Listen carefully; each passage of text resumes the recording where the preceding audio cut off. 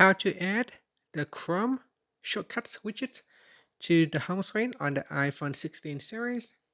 First, let's go back to the home screen by swiping up at the bottom of the screen. And from the home screen, swipe across. Then on a blank home screen page, touch and hold. After that, tap on the edit button. Then from the pop-up, tap on add widget.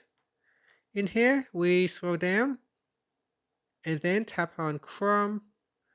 Now swipe across until you see it said Chrome shortcuts. Then we go down and tap on add widget.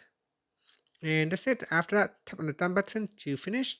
So we have now added the Chrome shortcut widget to the home screen. So in here you can see it shows a couple of shortcuts right here. I can touch and hold on that. And if you want to make the widget smaller, you can do so. So it will be a small Chrome widget. Otherwise, we can make it into a larger widget. And here, if you want to quickly go to one of the shortcuts, you can tap on it. That will open up the shortcut. Or you can use the address bar, the search address bar, to quickly enter in a website or search for information or put in your keyword search. And that's it. Thank you for watching this video. Please like and subscribe to my channel for more videos.